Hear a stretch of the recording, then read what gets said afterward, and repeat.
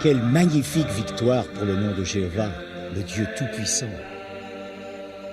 Ce fut le chant de victoire de Moïse et des Israélites après qu'ils eurent traversé la mer Rouge et qu'ils furent délivrés des Égyptiens. Jéhovah n'avait-il pas accompli la première des deux promesses faites à son peuple?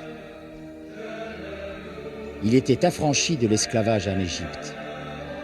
Mais la réalisation de la seconde promesse était encore à venir. Donner à ce peuple une terre, un pays ruisselant de lait et de miel. Les paroles de ce chant et la bonne nouvelle des promesses de Dieu allaient-elles rester longtemps sur leurs lèvres et dans leur cœur pour les conduire à travers le désert vers la terre promise? Quelles leçons devons-nous tirer de ces exemples?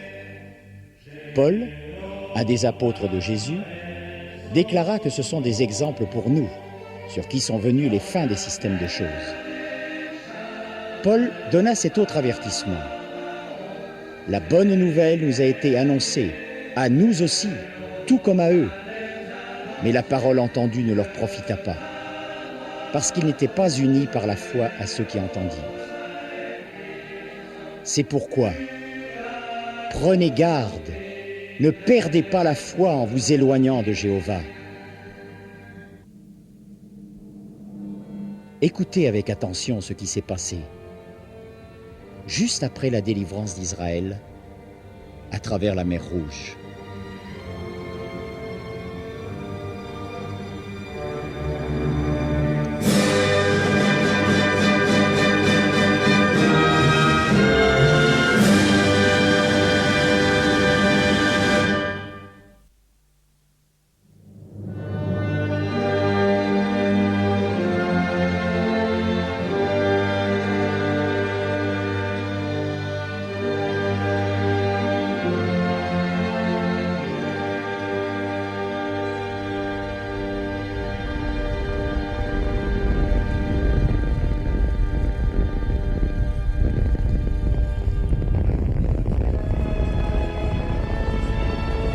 Papa, regarde! La colonne de feu de Jéhovah s'éloigne du camp. Oui, Bikri, c'est ainsi que Jéhovah nous conduira en terre promise.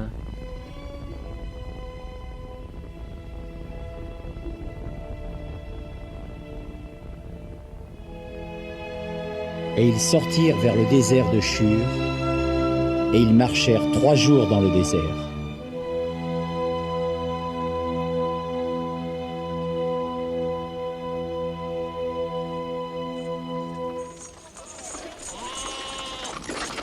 Il fait chaud. Je suis tellement fatiguée. 3 jours déjà. Japhlet, crois-tu que c'est encore loin? Qui le sait, Séra? Peut-être Moïse. Ha ha! Vous ne pouvez pas croire cela! À mon avis, nous nous sommes perdus d'Athan. Qu'en dis-tu, Azaïa? Non, Séra, Nous avons observé le soleil. nous suivons toujours la même direction. Mais où allons-nous? Tu le sais, Azaïa? La colonne de feu de Jéhovah est toujours devant nous, Dathan. Ha ha! Maman, j'ai soif. Ton père va te donner à boire, Mirza. Comment le pourrais-je?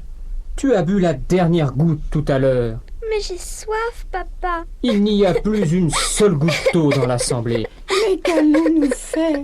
Moïse nous a menés ici pour nous faire mourir. Allons-nous vraiment mourir de soif, père? C'est ce qui risque d'arriver, à moins que quelqu'un d'autre que Moïse ne s'en occupe. Moïse ne fait que suivre la colonne de feu de Jéhovah, Joktan. Que va-t-il faire pour que le peuple ait de l'eau? Il nous a délivrés lors de la traversée de la mer Rouge, Otep. Il pourra nous guider à travers le désert. C'est Jéhovah qui nous conduit, Otep. Aie confiance en lui. Tu as quitté l'Égypte et ton service à la cour de Pharaon parce que tu croyais à ses promesses. As-tu déjà oublié? Nous allons tous mourir.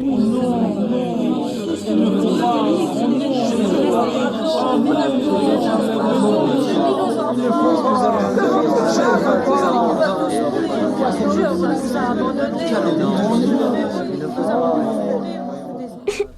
Ne pleure pas, Mirza. Il nous reste un peu d'eau. Tiens. Non, je n'en veux pas, Bikri. De toute façon, nous n'avons pas soif. Et puis, Jéhovah nous en donnera. Oh, que Jéhovah te bénisse, Bikri. Et toi aussi, Isha. De l'eau! Regardez! Il y a de l'eau! Regarde, papa! Joktan a trouvé de l'eau. Nous arrivons, Joktan.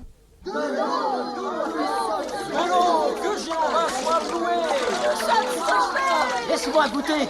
Oh, elle est ta mère. C'est Moïse qui nous a conduits ici. Regardez, Moïse et Aaron viennent. Moïse, l'eau, elle est ta mère. Nos enfants meurent de soif. Et l'eau est ta mère. Je le sais, mes frères. Mais Jéhovah ne nous oublie pas. Ayez confiance en Dieu, mes frères. Maintenant, vois, ô Israël. Regarde, Isha, Moïse tient une branche d'arbre. Jéhovah m'a ordonné de jeter cette branche dans l'eau, et elle deviendra douce.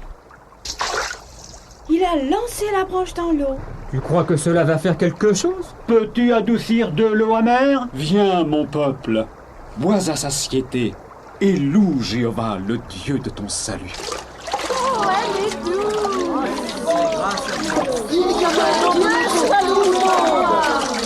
Nous pouvons voir maintenant Jéhovah. Heureusement que nous avons de l'eau. Écoute maintenant, ô peuple d'Israël. Voici ce qu'a dit Jéhovah.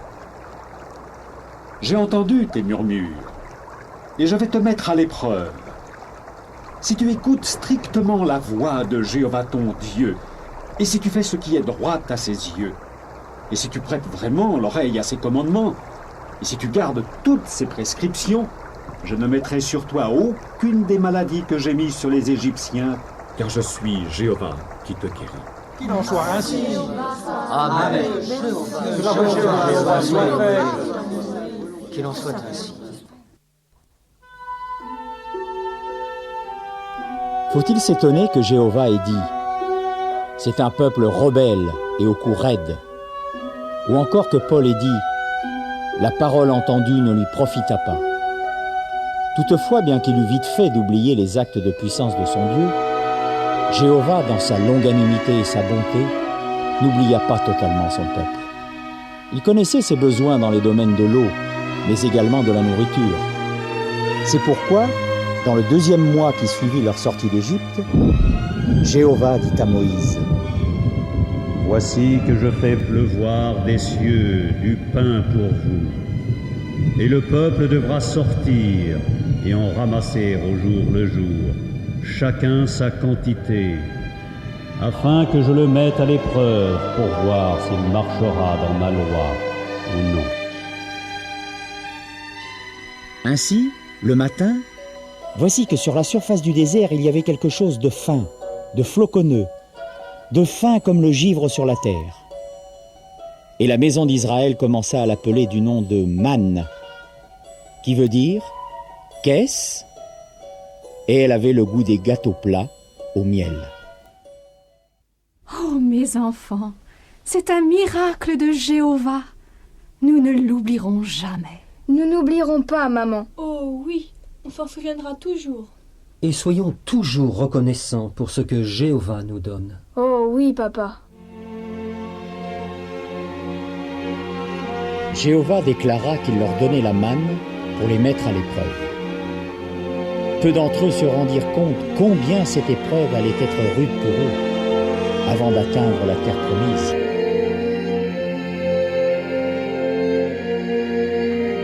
Le 3e mois après que les fils d'Israël furent sortis du pays d'Égypte, ils arrivèrent au désert du Sinaï et campèrent en face de la montagne. Et Moïse monta vers le vrai Dieu, et Jéhovah se mit à l'appeler de la montagne. « Va vers le peuple, et tu devras les sanctifier aujourd'hui et demain, et ils devront laver leurs manteaux. Et ils devront être prêts pour le 3e jour, car le 3e jour, Jéhovah descendra devant les yeux de tout le peuple sur le mont Sinaï.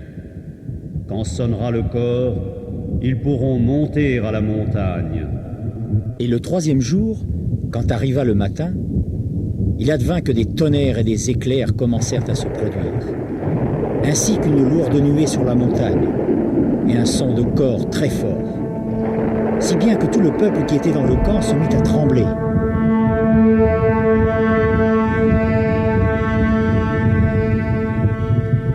Alors, Moïse fit sortir le peuple du camp à la rencontre du vrai Dieu, et ils allèrent se ranger au pied de la montagne. Et Jéhovah se mit à leur parler dans la montagne, au milieu du feu. Lorsque le peuple vit cela, il frémit et se tint à distance. Puis ils dirent à Moïse: Moïse, parle avec nous, toi, et nous écouterons. Mais que Dieu ne parle pas avec nous, ce serait notre mort. Jéhovah dit alors à Moïse: Monte vers moi à la montagne et reste-y, car je veux te donner les tablettes de pierre et la loi et les commandements que je dois écrire pour les enseigner. Alors Moïse entra au milieu de la nuée et monta à la montagne. Et Moïse demeura dans la montagne 40 jours et 40 nuits.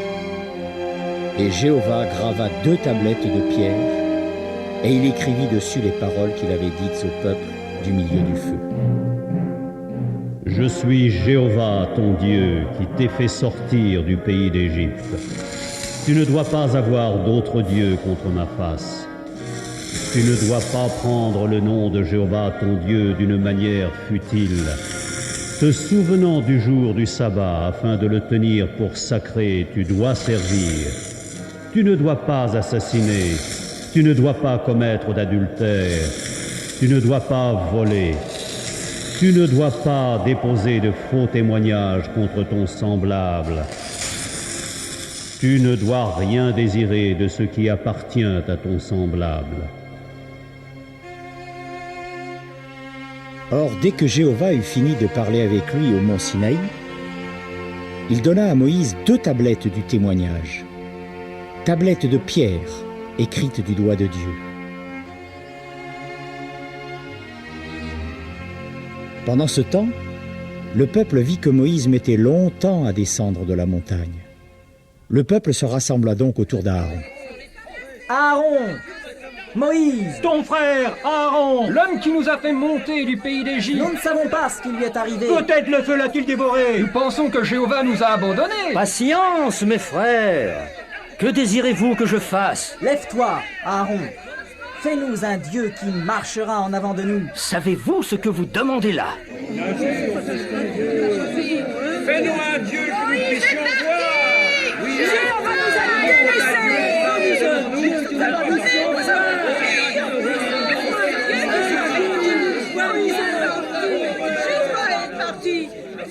Arrachez les boucles d'or qui sont aux oreilles de vos femmes, de vos fils et de vos filles, et apportez-les-moi. Et tout le peuple se mit à arracher les boucles d'or qui étaient à leurs oreilles et à les apporter à Aaron. Alors il prit l'or de leurs mains et il le façonna au burin et se mit en devoir d'en faire une statue de veau en métal fondu. Voici ton Dieu, ô Israël, qui t'a fait monter du pays d'Égypte. Quand Aaron vit cela, il bâtit un autel devant la statue. Puis il cria à l'assemblée: Demain, il y a une fête pour Jéhovah. Le lendemain, ils se levèrent de bonne heure et ils se mirent à offrir des holocaustes et à présenter des sacrifices de communion. Après cela, le peuple s'assit pour manger et pour boire. Puis ils se levèrent pour bien s'amuser.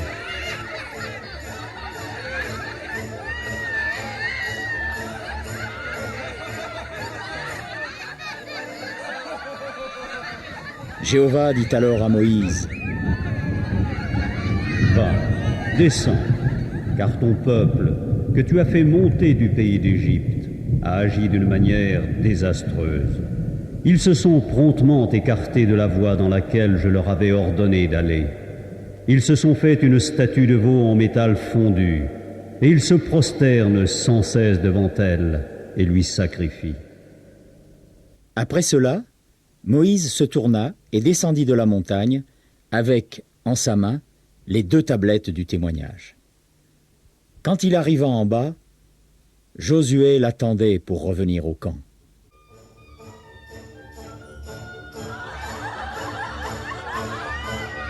Moïse, mon Seigneur, regarde, c'est comme l'a dit Jéhovah. Regarde, le veau d'or et les danses. Oh, que ce peuple a le cou raide. Pourquoi leur donnerais-je alors cette loi écrite de la main de Jéhovah, leur Dieu? Moïse, mon Seigneur, tu as brisé les 2 tablettes. Aaron!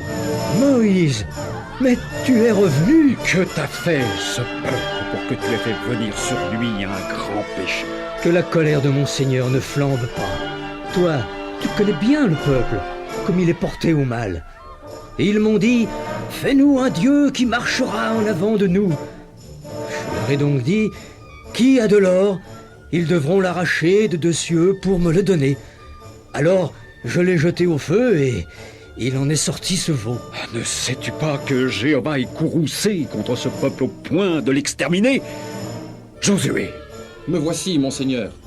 Ce Dieu d'or que le peuple a fait, ce veau en métal fondu doit être détruit. Va vite, Josué. Prends le veau qu'ils ont fait, brûle-le par le feu et réduis-le en poussière. Puis jette la poussière dans le torrent qui descend de la montagne et fais boire cette eau aux fils d'Israël. Qu'il soit fait selon ta volonté, mon Seigneur. Qui est du côté de Jéhovah? À moi!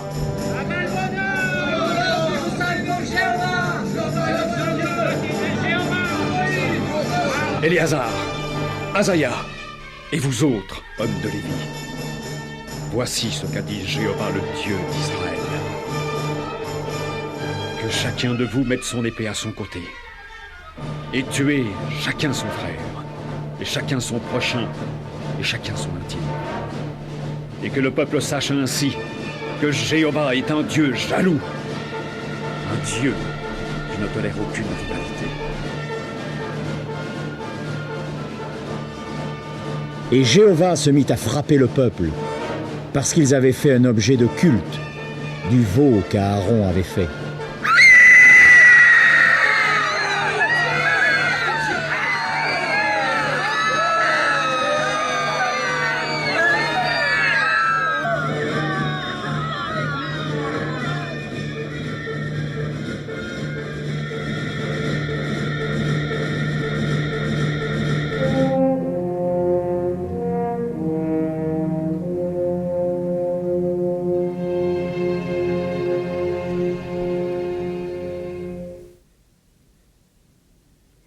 Quant à Moïse, il se mit en devoir d'enlever sa tente, et il l'adressa hors du camp, loin du camp.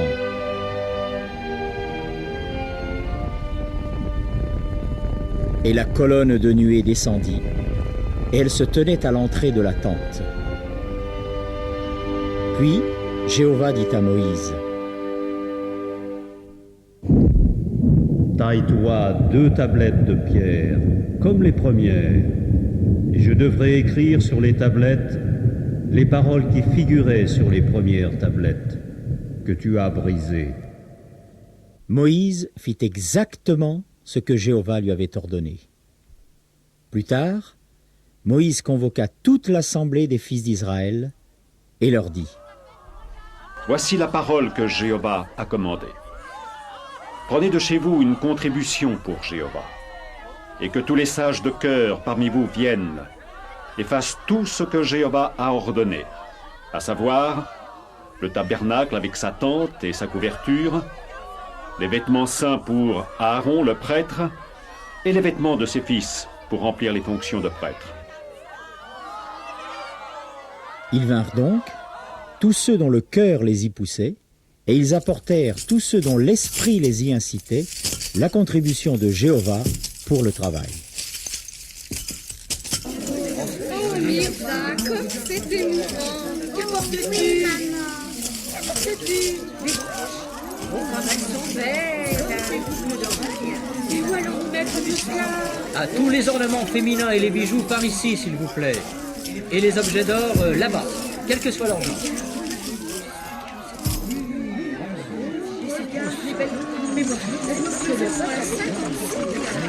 Je tiens d'une égyptienne ce tissu en écarlate de cochenille. Cette laine teinte avec de la peau. Je prévoyais d'en faire... J'ai récupéré tout ce bois d'acacia pour faire du mobilier. Je ne savais pas que j'en avais autant. C'est le lin le plus fabriqué en Égypte. Du poil de chair. Oh, les magnifiques pierres d'onyx et les pierres à enchâsser. Regardez cela. Moïse, le peuple apporte beaucoup plus que le service requiert pour le travail.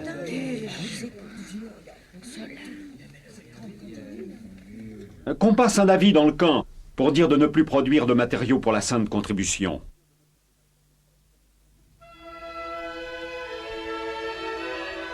Là-dessus, le peuple fut empêché de les apporter.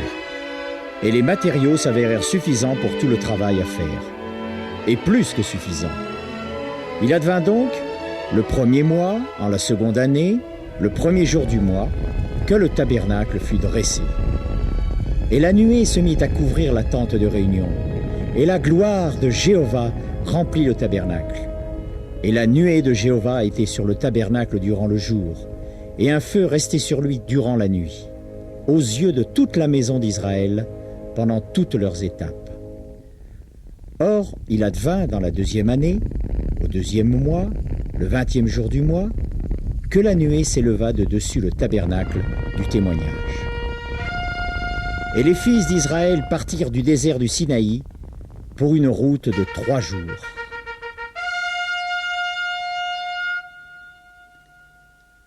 De nouveau, le peuple devint comme des gens qui ont à se plaindre de quelque chose de mauvais aux oreilles de Jéhovah. Lorsque Jéhovah l'entendit, alors sa colère devint ardente, et un feu de Jéhovah se mit à flamber contre eux et à consumer un certain nombre d'entre eux à l'extrémité du camp. Quand le peuple se mit à crier vers Moïse, alors il supplia Jéhovah. Et le feu s'affaissa. Et l'on appela ce lieu du nom de Tabéra. Et la multitude mélangée qui était au milieu d'eux manifesta un désir égoïste. Et les fils d'Israël aussi se remirent à pleurer. Otep, qui nous donnera de la viande à manger? Car cela allait bien pour nous en Égypte. Pourquoi n'es-tu pas resté en Égypte, Inéna? Jéhovah a désolé le pays, mais il ne ressemblait en rien à ce désert. Préférerais-tu retourner au service de Jeannès et de Jambrès, les prêtres magiciens, plutôt que d'être ici, dans le camp de Jéhovah? Qu'avons-nous ici, Otep? Sinon des promesses d'un pays ruisselant de lait et de miel. On ne peut se nourrir de promesses. Nous n'avons que de la manne. Qui nous donnera ici de la viande à manger? Otep, tes frères égyptiens parlent avec une sagesse plus grande que celle de Moïse, celui que tu essaies d'imiter. Tu ferais bien de prendre garde aux paroles de Moïse, Dathan.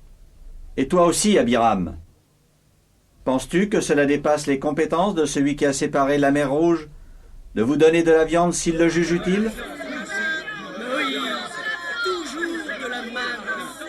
Ne pourrait-on pas avoir juste un peu de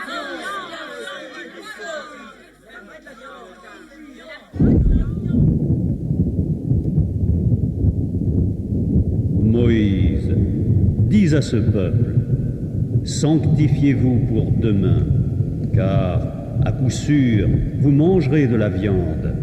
Vous n'en mangerez pas seulement 1 jour, ni 2 jours, ni 5 jours, ni 20 jours, mais tout un mois de jours, jusqu'à ce qu'elle vous sorte par les narines et qu'elle vous soit en dégoût.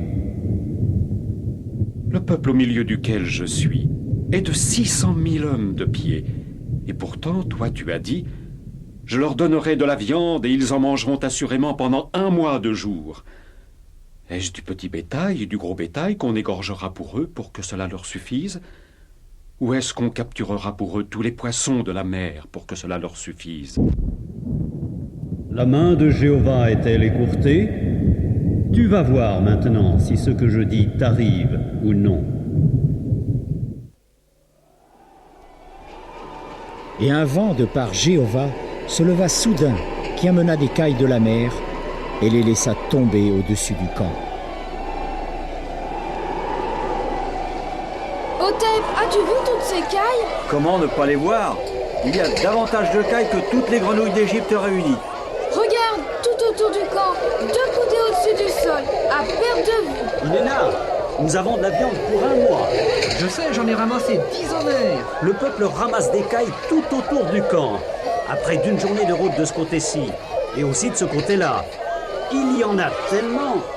Viens, Otep, nous allons festoyer. Allez, mange, tu en as tellement envie. Peu importe, Inéna. Viens, laisse-les. J'ai faim, moi. Qu'est-il arrivé à toute l'assemblée, papa? Regarde, même Inéna et Amos sont tombés. Peut-on leur porter secours? Non, Bikri, plus maintenant. Il est trop tard. C'est la colère du jugement de Jéhovah qui est contre eux. La viande était encore entre leurs dents avant qu'elle fût mâchée, quand la colère de Jéhovah flamba contre le peuple, et Jéhovah se mit à frapper le peuple par un très grand carnage. Et là, ils enterrèrent le peuple qui avait manifesté un désir égoïste. Or, Myriam et Aaron se mirent à parler contre Moïse, à propos de la femme cushite qu'il avait prise. Depuis que Jéthro est arrivé au camp avec Zipporah, la femme de Moïse, et ses 2 fils, Moïse n'en fait qu'à sa tête. Myriam, ce n'est pas tout à fait exact. N'a-t-il pas nommé des anciens pour juger le peuple, en établissant sur lui des chefs de milliers, des chefs de centaines et des chefs de dizaines? C'est vrai, Aaron. Mais c'était sur la vie de Jéthro. Moïse, lui, représente toujours le peuple devant le vrai Dieu.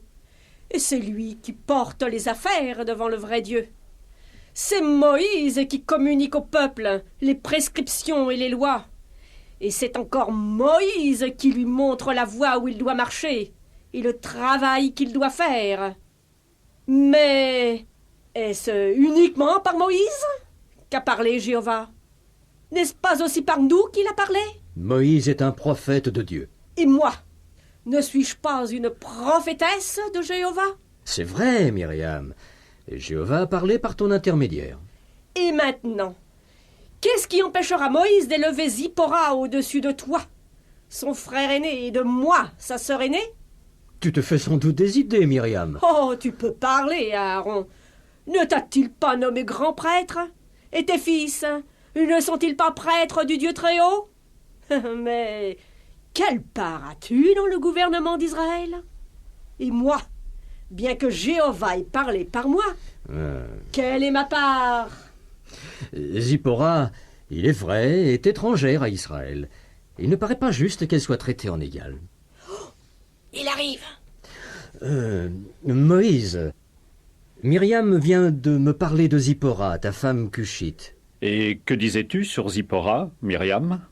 Élèveras-tu une femme cushite au-dessus de ta propre sœur, par l'intermédiaire de qui Jéhovah lui-même a parlé? Comment Zipporah a-t-elle été élevée en Israël? Eh bien, comme dit Myriam, n'est-elle pas ta femme? Et le peuple ne se tournera-t-il pas vers Zipporah pour l'élever et attendre d'elle qu'elle conduise les femmes pour danser et chanter? Moïse, est-ce cela que tu... Moïse, Aaron et Myriam, sortez, vous 3, vers la tente de réunion. Jéhovah, écoutez. Il va répondre lui-même. Nous allons voir maintenant ce que Jéhovah va faire. Et si c'est uniquement par toi qu'il a parlé? Moïse, Myriam et Aaron sortirent donc vers la tente de réunion et se tinrent devant Jéhovah. Entendez mes paroles, s'il vous plaît. S'il y avait pour Jéhovah un prophète à vous, c'est dans une vision que je me ferai connaître à lui. Je lui parlerai dans un rêve. Il n'en est pas ainsi de mon serviteur Moïse. Il est chargé de toute ma maison. Je lui parle bouche à bouche, lui faisant ainsi voir, et non par énigme. Et c'est l'apparence de Jéhovah qu'il contemple. Pourquoi donc n'avez-vous pas craint de parler contre mon serviteur, contre Moïse?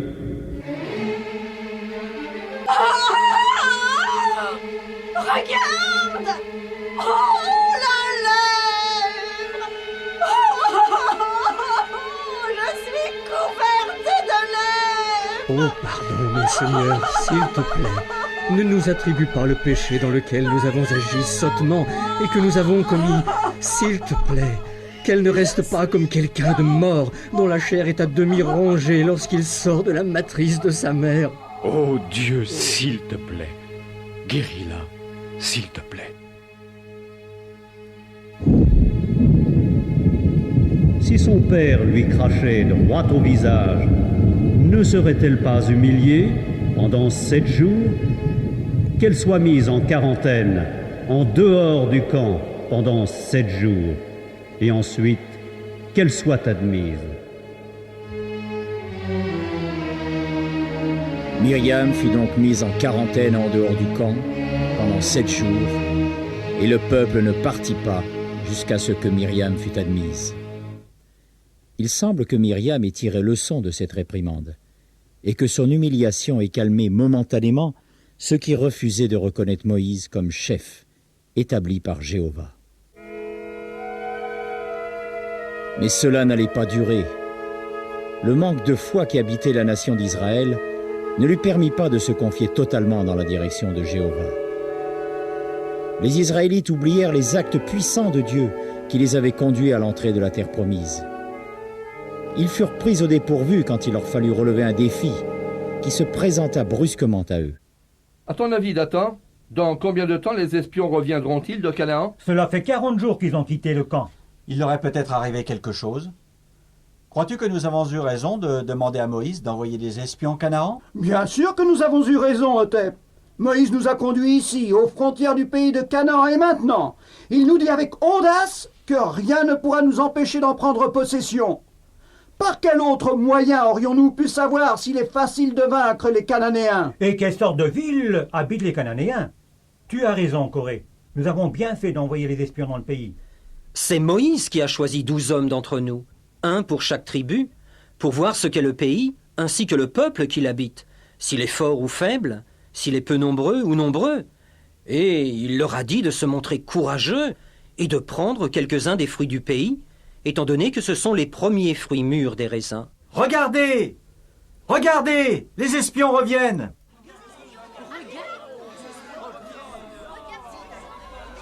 Josué, Jéhovah a-t-il béni votre expédition? Il l'a béni, Moïse. Nous sommes entrés au pays où tu nous as envoyés. Et vraiment, il ruisselle de lait et de miel. Et en voici les fruits. Mais il faut au moins 200 pour la disposition. As-tu déjà vu des fruits aussi grands? Non, même pas en Égypte. Et regarde les grenades! Et il y a des fruits en abondance. Le pays est rempli de bonnes choses. Préparons-nous donc pour entrer dans le pays et en prendre possession grâce à la faveur imméritée de Jéhovah. Tu t'emballes, Josué. Le peuple qui habite dans le pays est fort, et les villes fortifiées sont très grandes. Les rivières sont si larges et si profondes qu'il est impossible de les traverser. Quant aux collines, elles sont si élevées que nous ne pourrions pas les franchir. Et les villes ont des murs solides et sont entourées de fortifications. Mes frères, ne vous laissez pas décourager par ces mauvais rapports. Montons tout de suite et, à coup sûr, nous prendrons possession du pays. Nous aurons certainement l'avantage sur ses habitants. Nous ne pouvons monter contre ce peuple, car il est plus fort que nous. En fait, nous deviendrions comme des sauterelles à leurs yeux. Peuple d'Israël, écoutez-moi. Vous ne devez pas être frappés de saisissement, ni avoir peur à cause d'eux. C'est Jéhovah, votre Dieu, qui marche devant vous. Il combattra pour vous, selon tout ce qu'il a fait avec vous en Égypte, sous vos propres yeux, et dans le désert, où vous avez vu comment Jéhovah, votre Dieu, vous a porté, comme un homme porte son fils, dans tout le chemin que vous avez parcouru jusqu'à votre arrivée en ce lieu. Alors, toute l'assemblée leva la voix, et le peuple continua de donner libre cours à sa voix et de pleurer toute cette nuit-là. Et tous les fils d'Israël murmuraient contre Moïse et Aaron. Donnons-nous un chef et retournons en Égypte. Le pays que nous avons exploré est un beau, très beau pays. Un pays qui ruisselle de lait et de miel. Seulement, ne vous rebellez pas contre Jéhovah et ne craignez pas, vous, le peuple du pays, car il est du pain pour nous.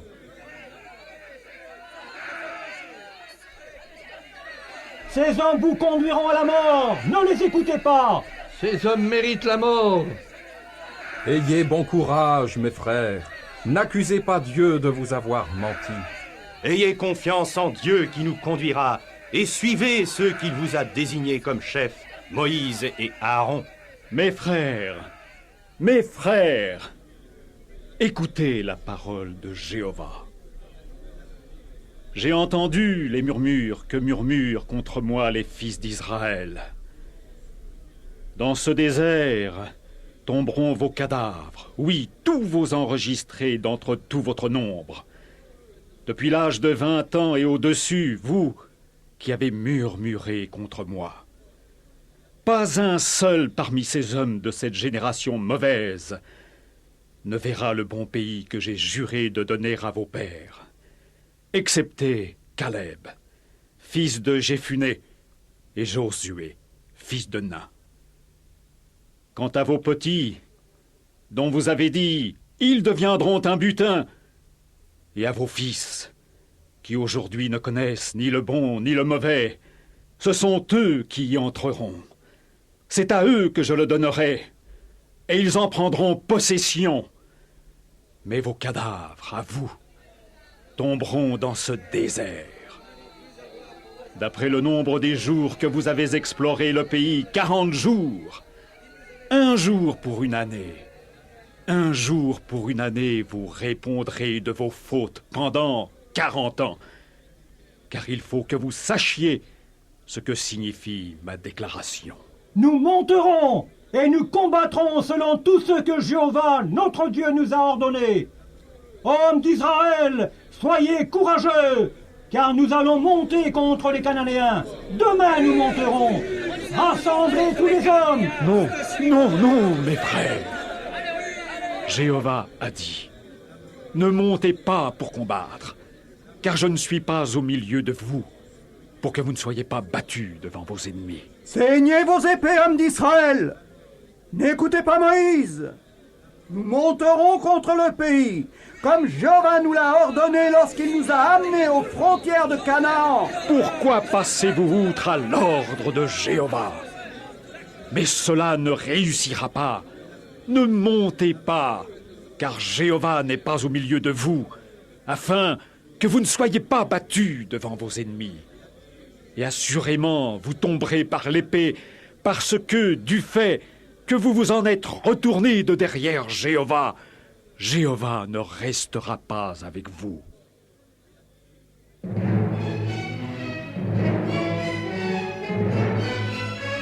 Ils eurent néanmoins la présomption de monter au sommet de la montagne.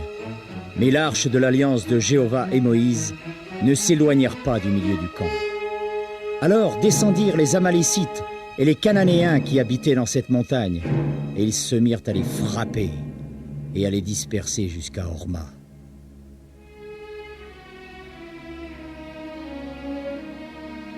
Combien ils s'étaient éloignés du vrai Dieu. Tout en faisant de belles professions de foi en Jéhovah, leurs murmures et leurs reproches contre le serviteur nommé de Jéhovah les conduisirent à une opposition ouverte. Ils se montrèrent rebelles et décidèrent de servir Dieu à leur manière. De plus, ils perdirent foi dans la promesse divine de les conduire en terre promise. Le désir de retourner en Égypte, qui avait commencé à prendre racine avant même qu'ils ne traversent la mer Rouge, les gagna alors comme la gangrène.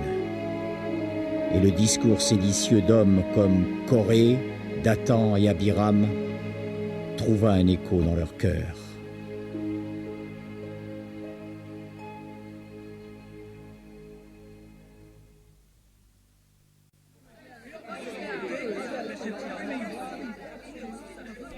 En aucune façon, notre défaite ne devrait nous faire croire que Jéhovah est contre nous. C'est Moïse le responsable de cette défaite.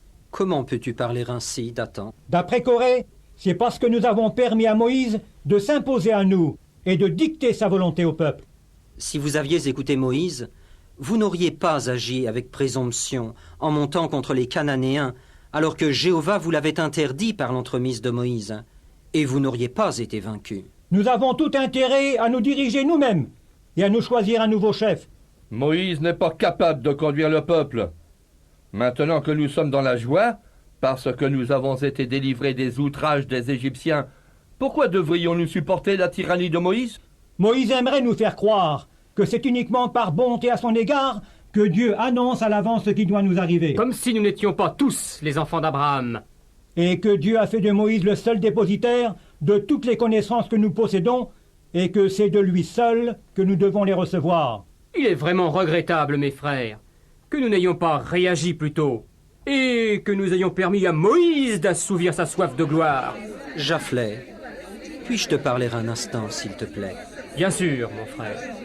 Japhlet, mon frère, qu'est-ce qui t'a incité à parler ainsi contre Moïse?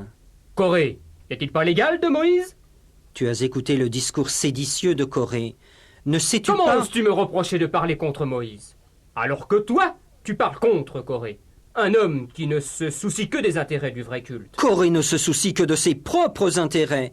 Il n'aime personne. Te permettrais-tu de juger un ancien? Mon frère, calme-toi, je t'en prie. Pourquoi nous quereller? N'est-ce pas plutôt le moment de... C'est le moment d'agir, et d'agir vite, avant de subir une autre défaite semblable à celle que nos hommes vaillants... mon frère... Que la paix soit avec toi, Corée. Et que la paix soit aussi avec toi, mon frère. Que la paix soit avec toi. Nos frères s'impatientent de plus en plus, Corée. À cause de la défaite que leur ont infligée les Amalécites et les Cananéens, ils pleurent devant Jéhovah. Mais à cause de Moïse, Jéhovah n'écoute pas leur voix. Moïse prétend être bon et obéir à la volonté de Jéhovah, mais c'est par la ruse plutôt que par la force. Oui, par sa fourberie qu'il est devenu un homme puissant et méchant. Et il a élevé Aaron son frère de la même manière. Voilà qui est bien dit. Ces hommes s'imaginent que nous ignorons leurs desseins. Et il faut maintenant que le peuple les punisse. Ils doivent être punis. Ne leur permettez pas de continuer à étendre leur pouvoir sur tout. Fils de Lévi, écoutez-moi maintenant. Moïse peut-il nous donner une raison valable pour laquelle il a confié la prêtrise à Aaron et à ses fils? Si Dieu avait décidé de confier ce privilège à un homme de la tribu de Lévi, ne suis-je pas, moi aussi, de cette tribu? Un prince de Lévi? Mais je ne briguerai pas l'honneur d'assumer cette haute fonction, à moins que le peuple ne me presse de le faire. D'autre part, si Dieu avait résolu de confier cet honneur à la plus ancienne des tribus, alors c'est celle de Ruben qui aurait été choisie. Et Dathan et Abiram auraient été ainsi honorés, car ce sont les plus anciens de la tribu de Ruben. Ce sont des hommes de renom à cause de leur grande richesse et... Voilà Moïse! C'en est assez de toi, Moïse, et d'Aaron, parce que toute l'assemblée, ce sont tous des saints, et Jéhovah est au milieu d'eux. Alors, pourquoi vous élevez-vous au-dessus de la congrégation de Jéhovah? Ô Corée, toi et tous ceux qui sont avec toi, ces 250 hommes sont des chefs de l'assemblée. Mais au matin, Jéhovah fera connaître qui lui appartient. Et il adviendra que l'homme que Jéhovah choisira, c'est lui le saint. Que Jéhovah choisisse donc.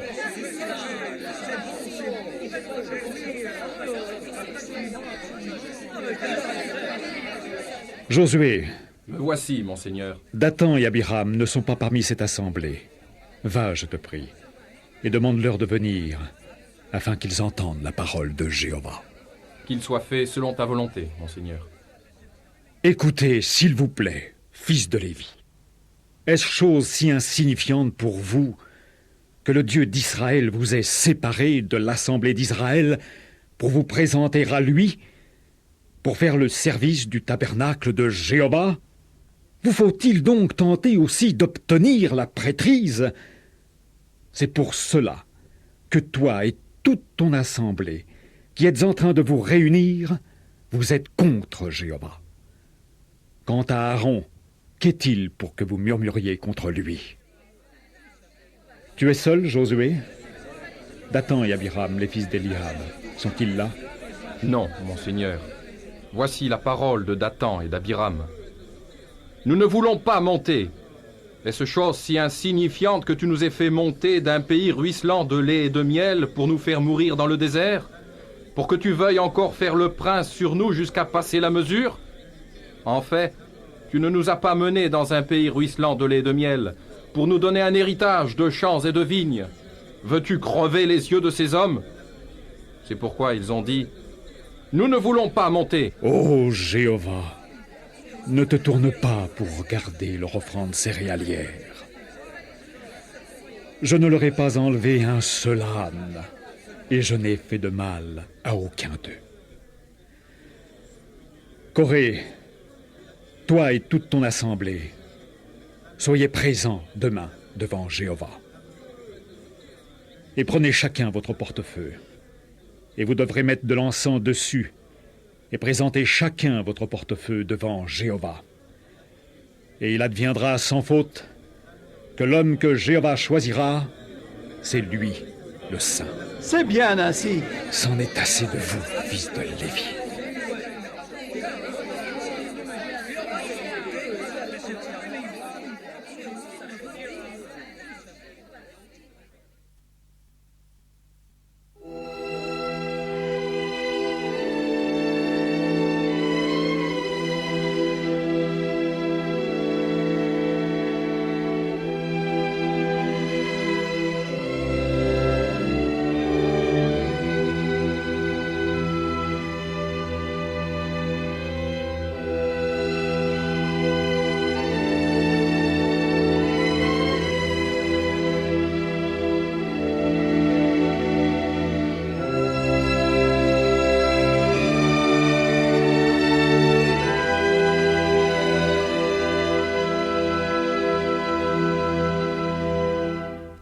Je suis heureux, Japhlet, de voir que tu ne t'es pas joint à Corée et que tu t'es présenté devant Jéhovah à l'entrée de la tente de réunion. Je ne brigue pas une place au sein de la prêtrise. Et les fils de Corée, Assir, Elkana et Abiasaph non plus. Cependant, je ne conteste pas à Corée et à son assemblée de 250 hommes le droit d'agir ainsi. Maintenant, ils attendent un signe de Jéhovah. Moïse ne nous a pas révélé comment cela se terminera, mais je crains que l'acte de présomption de Corée ne reste pas impuni. Maintenant, Moïse va se présenter devant les tentes de Dathan et d'Abiram, afin qu'eux aussi entendent la parole de Jéhovah. Je suis curieux de savoir ce que Moïse va leur dire. Pour ma part, je ne conteste pas à Dathan et à Abiram le droit d'agir comme ils l'ont fait. Ils ont pris position contre Moïse, le serviteur de Jéhovah. Et ils ont repoussé la parole de Dieu que Moïse leur a dite. Jéhovah parle-t-il seulement par Moïse? Nous-mêmes, ne sommes-nous pas une partie d'Israël? Comment savoir si Jéhovah ne parle pas par l'intermédiaire de Corée, de Dathan et d'Abiram? Ce sont aussi des anciens. Ils sont sortis d'Égypte avec nous. Moïse n'est-il pas un homme comme nous? Japhlet, il semble que Jéhovah se prépare à répondre lui-même à ces questions. Tu n'as pas pris le parti de Corée, mais quel sera ton sort lorsque Dathan et Abiram devront rendre des comptes? Japhlet, je t'en prie, prends garde à leurs propos rebelles. Viens, voici les tentes des fils d'Éliab. Voici Moïse. Qu'as-tu à nous dire, Moïse? Viens-tu pour faire le prince sur nous? Écartez-vous, s'il vous plaît, de devant les tentes de ces hommes méchants, Corée, Dathan et Abiram, et ne touchez à rien de ce qui leur appartient pour que vous ne soyez pas supprimés dans tous leurs péchés. Oh, Assir, Elkana et Abiasaph, vous êtes-vous laissés prendre aux menaces redoutables de Moïse? Vous, fils de Corée, vous prétendez observer la loi. La loi ne dit-elle pas d'honorer votre père? Oui, vous, les fils de Corée. Pourquoi n'êtes-vous pas aux côtés de votre père? Oui, c'est bien la 5e des 10 paroles, Abiram. Et les 3 premières réclament notre attachement exclusif à Jéhovah. Jéhovah est toujours au milieu d'Israël. Séparez-vous, tandis qu'il en est encore temps. À ceci, vous saurez que Jéhovah m'a envoyé pour faire toutes ces actions, que ce n'est pas de mon propre cœur. Si c'est de la mort de tous les humains que mourront ces gens, et si c'est par la punition de tous les humains que la punition sera menée sur eux, alors ce n'est pas Jéhovah qui m'a envoyé. Mais si c'est quelque chose de créé que va créer Jéhovah, si le seul doit ouvrir sa bouche et les engloutir avec tout ce qui leur appartient, et qu'ils doivent descendre vivants au Shéol, alors vous saurez avec certitude que ces hommes ont manqué de respect envers Jéhovah.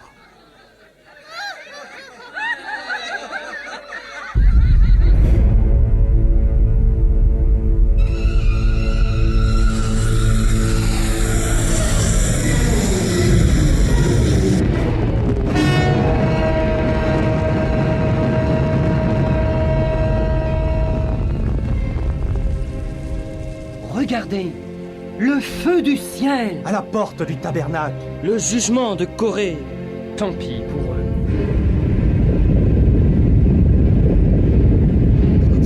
Qu'est-ce que c'est? C'est un tremblement de terre.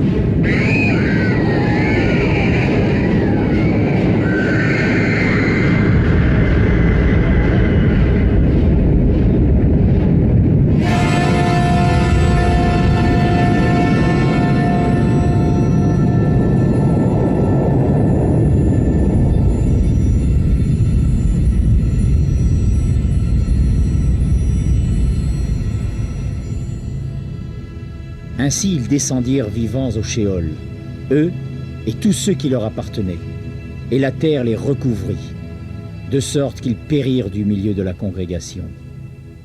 Et un feu sortit de la part de Jéhovah, et se mit à consumer Corée et les 250 hommes qui offraient de l'encens. Ils périrent à cause des propos rebelles de Corée. Tant pis pour eux.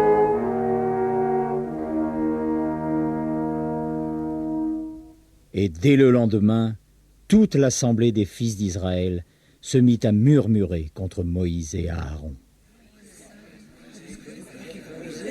Moïse a outrepassé son autorité. Comment a-t-il osé mettre à mort le peuple de Jéhovah? Que dis-tu, Japhlet? C'est Jéhovah qui les a mis à mort. Tu l'as bien vu. Dathan et Abiram et tous ceux qui leur appartenaient ont été engloutis. Et Corée et toute son assemblée ont été consumés par le feu de Jéhovah. C'est vrai, Azaïa. Jéhovah était en colère après eux. Mais ce qui est arrivé n'était pas dû à la méchanceté de ces hommes, puisqu'ils étaient des chefs dans l'assemblée, des hommes de renom.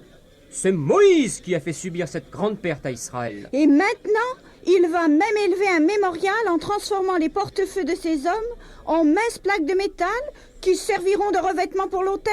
Si Éléazar, le fils d'Aaron, a fait cela, c'est qu'il a suivi les directives de Jéhovah, qui a ordonné que ces choses servent de signe aux fils d'Israël, afin qu'aucun ne devienne comme Corée et son assemblée. Moïse, pourquoi tu mis à mort les princes du peuple? C'est vous qui avez fait mourir le peuple de Jéhovah. Pourquoi continuez-vous à mettre Jéhovah à l'épreuve? Supplions plutôt Jéhovah pour qu'il ne soit pas courroucé contre vous et qu'il ne vous fasse pas ce qu'il a fait à Corée et à son assemblée. Moïse et Aaron, levez-vous du milieu de cette assemblée pour que je les extermine en un instant.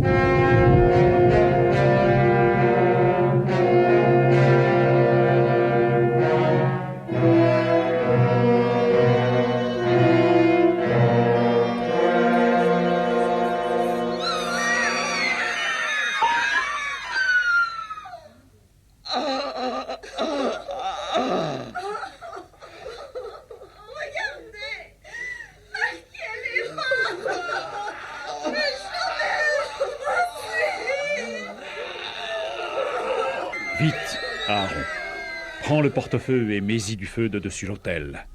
Et mets de l'encens et va promptement vers l'assemblée. Et fais propitiation pour eux, car l'indignation est sortie de devant Jéhovah.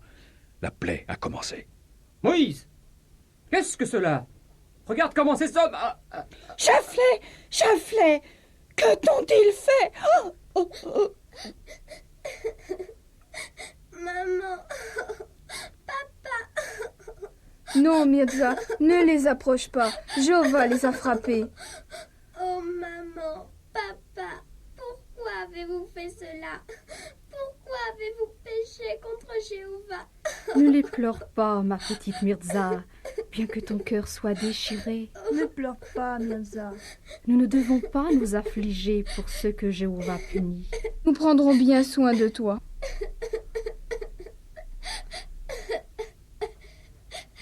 Vite, Aaron. Place-toi avec ton portefeuille entre les vivants et les morts. Reculez! C'est le fléau de Jéhovah! Et Aaron se tenait entre les morts et les vivants. Finalement, le fléau fut arrêté. Et ceux qui étaient morts du fléau se montèrent à 14 700, outre ceux qui étaient morts à cause de Corée. Alors, comme Jéhovah l'avait ordonné, Moïse prit une baguette pour chaque maison paternelle d'Israël, 12 baguettes, et le nom de chacun fut écrit sur sa baguette. Et le nom d'Aaron fut écrit sur la baguette de Lévi, et les baguettes furent déposées dans la tente de réunion, devant le témoignage. Et il advint, le lendemain, que la baguette d'Aaron pour la maison de Lévi avait bourgeonné, et faisait fleurir des fleurs, et produisait des amandes mûres. De cette façon, Jéhovah révéla l'homme qu'il avait choisi. Ainsi, c'est seulement après une longue période de temps et après de nombreuses tentatives de rébellion que toute l'assemblée finit par reconnaître la nomination d'Aaron par Jéhovah. Le récit biblique ne révèle pas quelle fut ensuite l'attitude du peuple à cet égard au cours des 38 années qui suivirent. Les difficultés et les privations que connurent les Israélites pendant tout ce temps n'ont apparemment pas insufflé à la nouvelle génération, née dans le désert, la foi nécessaire pour endurer jusqu'à la fin. À mesure que le temps approchait où la nation allait entrer en terre promise pour y être bénie, les tribulations et les épreuves ne diminuèrent pas. Les faits attestent plutôt qu'en raison de leur séjour prolongé dans le désert, beaucoup d'Israélites commirent la folie de s'éloigner de Dieu.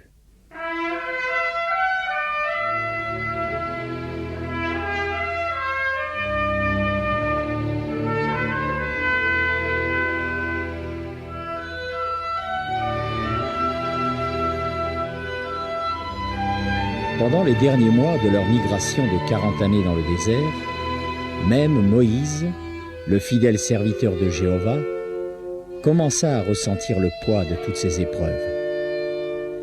Ce fut lorsque les fils d'Israël arrivèrent au désert de Zin, le premier mois, et le peuple s'établit à Kadès. C'est là que mourut Myriam, et c'est là qu'elle fut enterrée.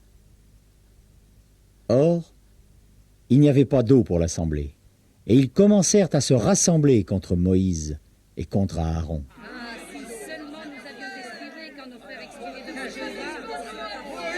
Pourquoi tu as amené la congrégation de Jéhovah dans ce lieu sinistre?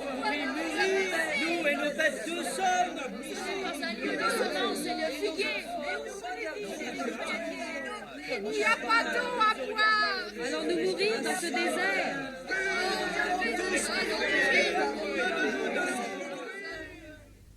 Alors, Moïse et Aaron tombèrent sur leurs faces à l'entrée de la tente de réunion.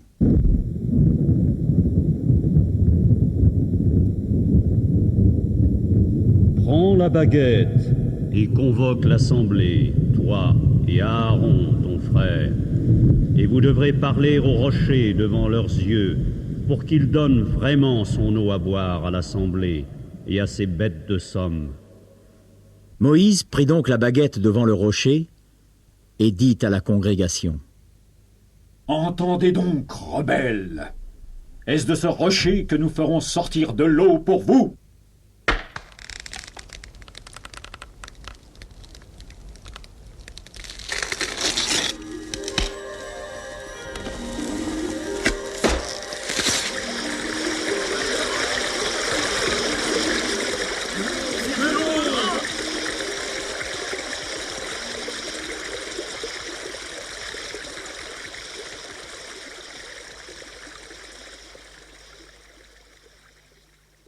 Plus tard, Jéhovah dit à Moïse et à Aaron: Moïse et Aaron, parce que vous n'avez pas fait montre de foi en moi, pour pour me sanctifier devant les yeux des fils d'Israël. À cause de cela, vous ne ferez pas entrer cette congrégation dans le pays que je leur donnerai à coup sûr.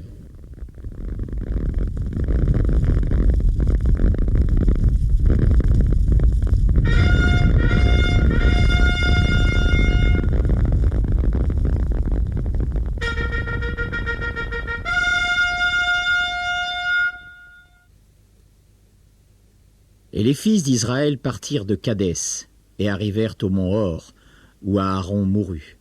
Et Éléazar devint grand prêtre à sa place. Et toute la maison d'Israël pleura Aaron pendant 30 jours. Tandis qu'il faisait route depuis le mont Hor, par le chemin de la mer Rouge au sud, l'âme du peuple commença à s'épuiser à cause du chemin. À ton avis, Bikri, combien de temps nous faudra-t-il attendre avant de connaître la paix dans la terre promise? Patience, Bithia, ma petite. Nous attendons tous ce jour. Mais parfois, il semble si loin, ce pays ruisselant de lait et de miel. Oh, c'est comme si nous n'allions jamais y parvenir. Bithia, tu n'es qu'une enfant née dans le désert, tout comme ton frère Zimri. Tu ne connais rien d'autre que le désert. Mirza, je sais qu'il nous faut errer en attendant que tous les anciens soient morts, mais cela semble si... Oui, la plupart de ceux qui avaient plus de 20 ans quand nous sommes sortis d'Égypte sont arrivés à leur fin, et... J'ai soif, maman. Ton père va te donner un peu d'eau, Imna. Il n'en reste que très peu. Tiens, bois-en une gorgée. En temps voulu, Jéhovah nous en donnera davantage. Tu te souviens, Bikri? Il y a des années, c'est toi qui m'as donné la dernière goutte de ton eau. Oui, Mirza, nous étions tous deux très jeunes, et Jéhovah venait de nous manifester sa puissance d'une manière extraordinaire à la mer Rouge. Tu avais déjà une foi solide. Tu étais vraiment certain que Jéhovah nous donnerait davantage d'eau. C'est ce qu'il a fait. Depuis lors, il n'a cessé de pourvoir à tous nos besoins. Maintenant que nous sommes si près d'entrer en terre promise, permettrons-nous à notre foi de faiblir? Tu te souviens de l'Égypte, Phinéas? Parle-moi des maisons, des champs de céréales, de la nourriture, des melons et des poireaux et des oignons. Bithia, ma petite, l'Égypte ne me rappelle ni la nourriture, ni les maisons, ni les prétendues bonnes choses après lesquelles certains de nos aînés ne cessaient de languir. L'Égypte me rappelle plutôt des hommes et des femmes, épuisés, décharnés, qui se traînent en rentrant des champs à la tombée de la nuit, cherchant un peu de paille pour faire des briques le lendemain. Des jeunes hommes au dos lacéré de coups. Et parfois, la nuit, il m'arrive de voir un vieil homme lutter pour se relever, sous les coups d'un chef de corvée égyptien sans pitié, puis tomber à nouveau, et finalement rester inanimé sur le sol. Alors, je me lève, je sors de ma tente, et je me tourne vers l'ouest. Là, j'aperçois, tel un fanal, la colonne de feu qui se tient au-dessus de l'arche de l'Alliance, qui est gardée dans la tente de réunion. Et je tombe à genoux pour remercier Jéhovah d'avoir écouté nos cris de désespoir et envoyé Moïse pour nous délivrer. Oh, Phinéas, je ne languis pas après ces choses-là.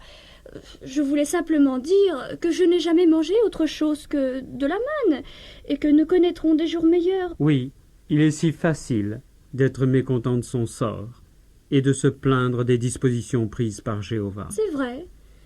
Oh, regarde, ton père et Otep arrivent. Ils se sont montrés fidèles pendant des années. Ils étaient tous deux adultes quand ils quittèrent l'Égypte. Mais cela ne signifie-t-il pas qu'ils doivent... Mourir dans le désert? Non. Mon père et moi sommes lévites. Nous n'avons donc pas été enregistrés pour la guerre. Le jugement de Jéhovah ne s'applique donc pas à nous. Que la paix soit avec toi, Azaya. La paix soit avec toi, Bikri. Otep, Tant de gens dans le peuple sont épuisés parce que notre séjour dans le désert n'en finit pas.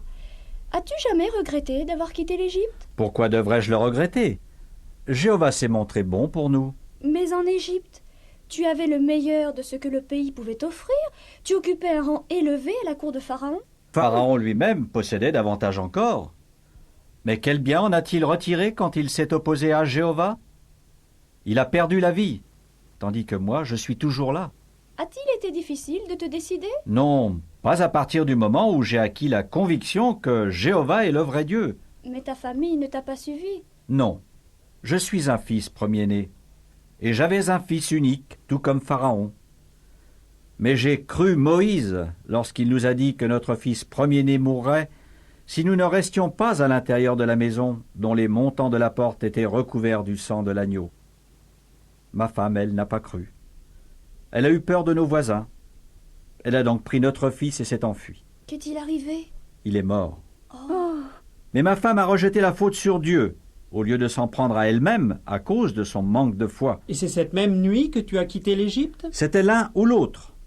Soit aller avec Moïse et obéir à Dieu, ou prendre parti pour Pharaon et pour les dieux d'Égypte.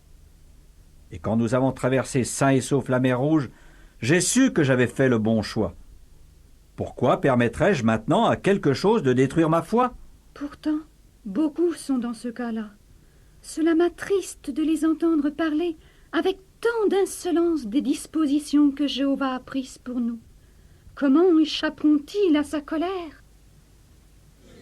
Myriam est morte. Aaron est mort. Et nous sommes toujours en train d'errer dans le désert. Cela veut dire que l'eau manquera et que nous n'aurons que de la manne à manger. Pourquoi Moïse nous a-t-il fait monter d'Égypte pour mourir dans le désert? Bien sûr, nos pères étaient des esclaves, mais notre sort était meilleur que celui que nous connaissons ici dans le désert. Et notre âme en est venue à voir en horreur ce pain méprisable. Un serpent! Ethnie s'est fait mordre! Un serpent venimeux! Regardez! Ethnie est mort! Maintenant nous allons tous mourir parce que Moïse nous a amenés au milieu des serpents venimeux et ils vont tous nous tuer! Un autre serpent! Otham est mort, lui aussi. C'est un jugement de Dieu. Nous avons péché contre Jéhovah. Jahate, va vite chercher Moïse.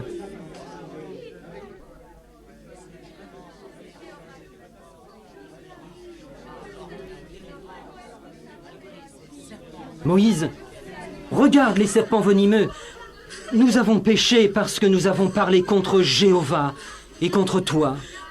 Je t'en prie, intercède auprès de Jéhovah pour qu'il éloigne de nous les serpents. Oh, Jéhovah, s'il te plaît, ôte cette malédiction de dessus ton peuple. Les feras-tu tous mourir ici, dans le désert, alors que nous sommes si près de la terre promise? Détourne, je te prie, ta colère de ce peuple, afin qu'il continue à vivre et ne soit pas exterminé. Fais-toi un serpent brûlant et place-le sur un poteau signal. Et il devra arriver, quand quelqu'un aura été mordu, qu'il faudra alors qu'il le regarde, et ainsi il devra rester en vie.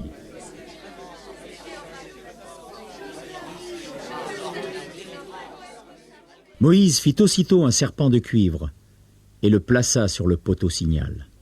Écoutez maintenant, ô peuple d'Israël.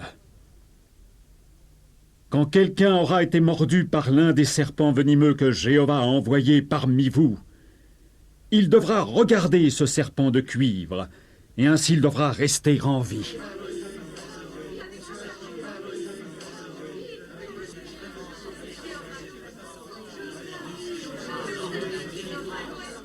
Se peut-il qu'un homme mordu par un serpent venimeux reste en vie, uniquement en regardant ce serpent de cuivre que Moïse nous a fait? Regarde, Jahate! Un autre serpent! Jahate, je t'en prie, regarde le serpent de cuivre! Regarde, s'il te plaît!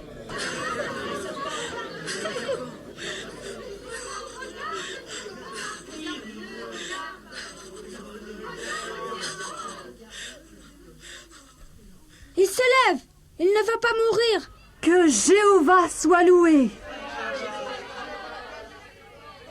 Jéhovah est vraiment un Dieu miséricordieux.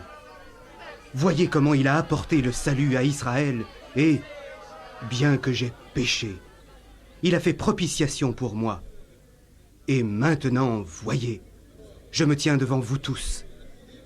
Jéhovah est certainement le vrai Dieu et celui qui doit être loué.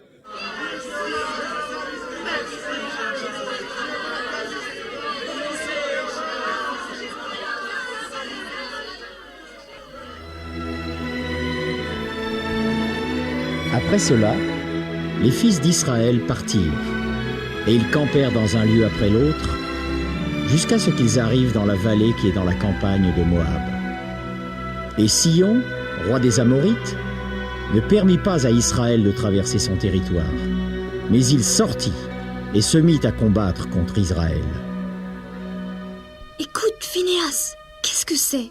Est-ce... Ce sont les hommes de guerre qui reviennent d'avoir combattu les Amorites. Les femmes ont entonné le chant de la victoire. Ils sont entrés dans le camp par le nord. Oh, il faut que j'aille les accueillir. Mon tambourin. Oh, qu'importe. Phinéas, je suis folle de joie, j'en perds la tête. Ils doivent être fatigués et assoiffés. Je vais leur apporter de l'eau Phinéas, Zimri et Jahad. Quelle joie de te voir, Phinéas.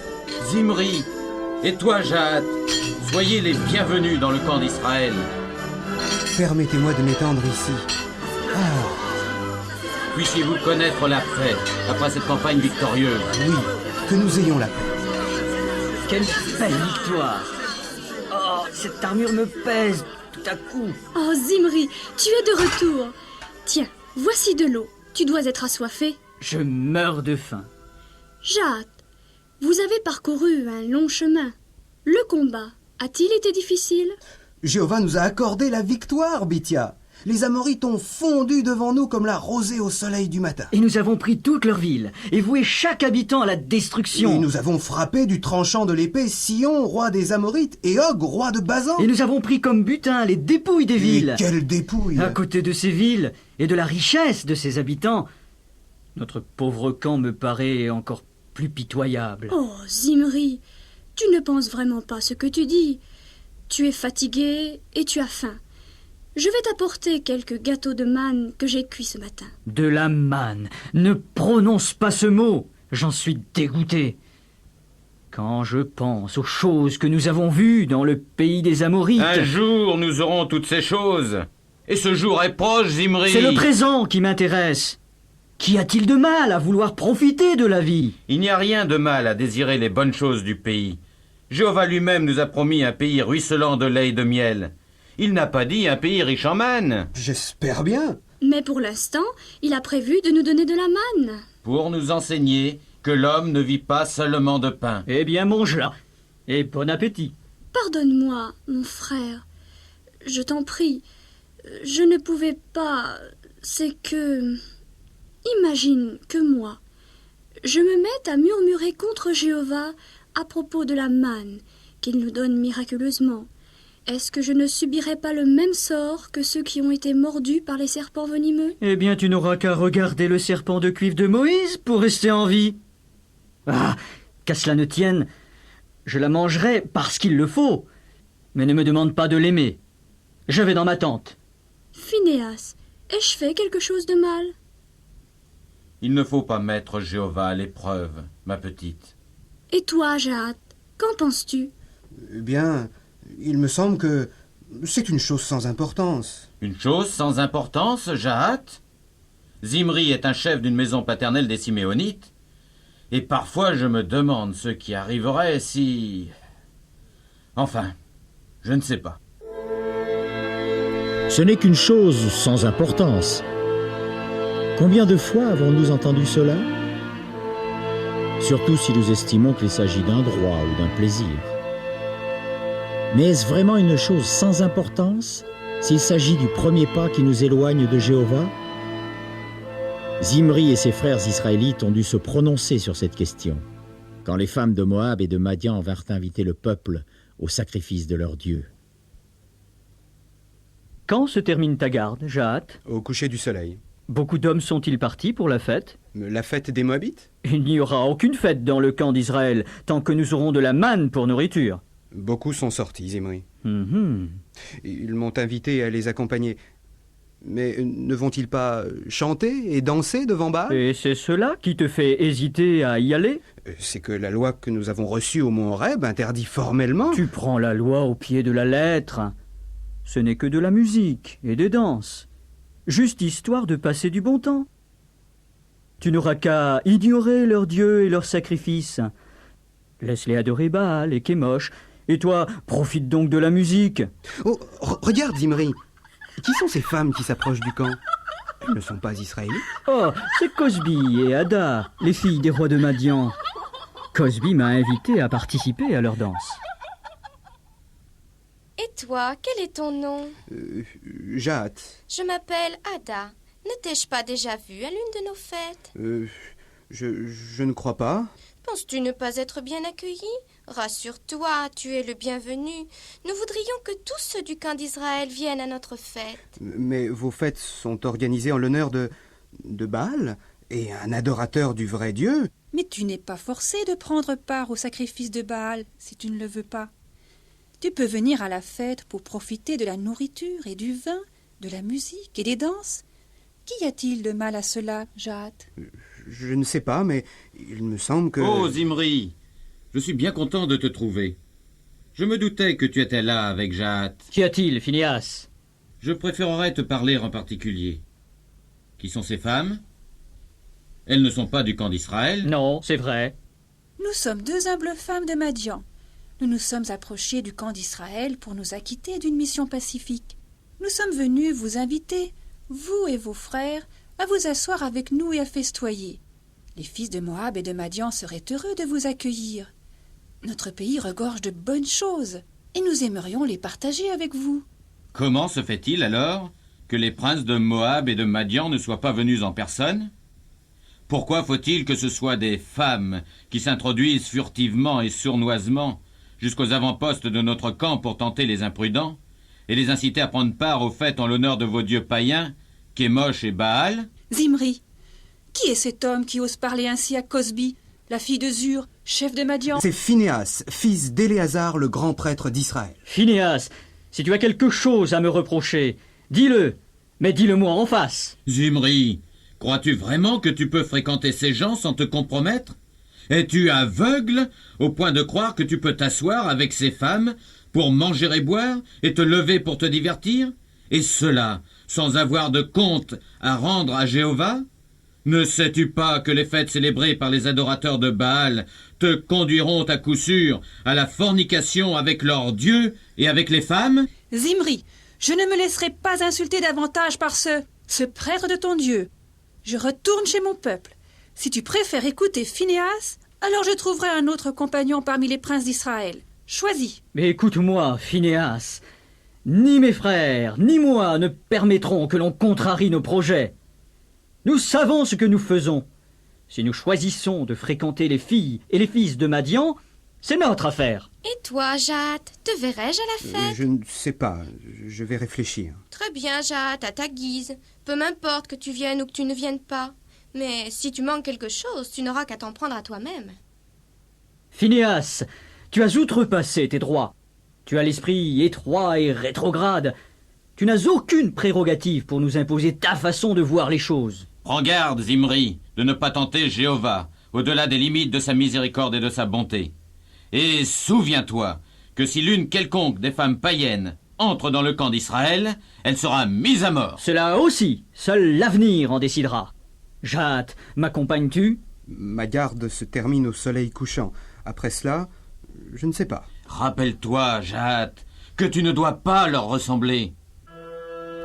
Ainsi, Israël s'attacha à Baal de Péor, et la colère de Jéhovah commença à flamber contre Israël. Oh, Jat, comme je suis heureuse de te voir dans le camp d'Israël, sain et sauf. Je sais, mon petit. Jéhovah a permis ce fléau. Beaucoup sont tombés. As-tu vu Zimri? Il est introuvable. Se pourrait-il que... Phinéas et moi, nous craignons pour lui, Bithia. Il s'est montré si obstiné. Je le sais. Quelle honte pour notre père et pour Jéhovah. Jéhovah a donné un ordre à Moïse, et Moïse a dit aux juges d'Israël que chacun de vous tue ceux de ces hommes qui se sont attachés au Baal de Péor. Où est ton cœur, Jahat? Je suis avec Moïse. Et toi, Bithia? Moi aussi, quel que soit le jugement de Jéhovah. Mais pour ce qui est de Zimri... Je pleure mon frère uniquement parce qu'il était trop insensé pour apprécier la bénédiction de Jéhovah et beaucoup trop orgueilleux pour suivre ton sage conseil, Phinéas.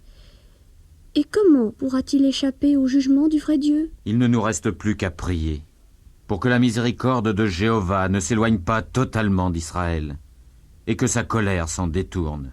Phinéas, regarde qui vient, Zimri, avec une Madianite. Il l'amène devant toute l'assemblée des fils d'Israël. Regardez, Zimri et Cosbi, une Madianite. Il l'emmène dans sa tente. En tant que prêtre, Phinéas ne va certainement pas prendre sur lui de... Il prend une lance et il les suit dans la tente. Phinéas a transpercé Zimri et Cosbi. Quelle mort atroce! Jéhovah a exécuté son jugement par la main de son frère. Oh, Jahat, si seulement Zimri avait écouté, si seulement il s'était tourné vers Jéhovah, alors il ne serait pas sorti avec cette femme madianite, comme si c'était une chose sans importance.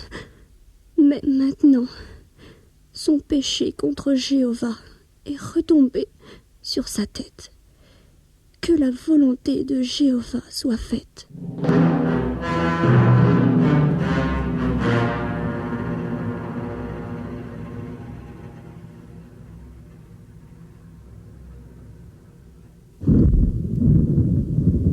Phinéas, fils d'Éléazar, a fait sans retourner mon courroux de dessus les fils d'Israël, en ne tolérant au milieu d'eux aucun acte de rivalité contre moi, de sorte que je n'ai pas exterminé les fils d'Israël dans ma revendication d'attachement exclusif.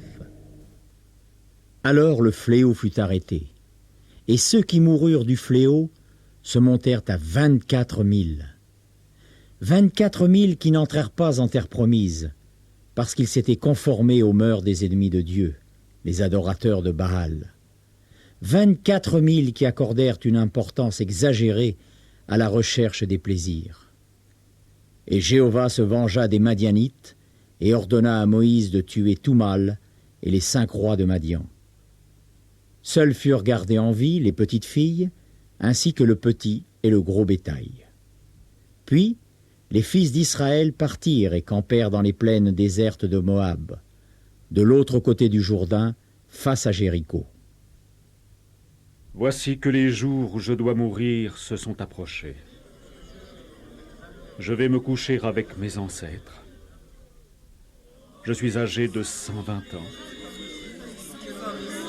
Il ne me sera plus permis de sortir et d'entrer, car Jéhovah m'a dit, « Tu ne traverseras pas ce Jourdain. » Josué est celui que Jéhovah a choisi, et Jéhovah ton Dieu traversera devant toi.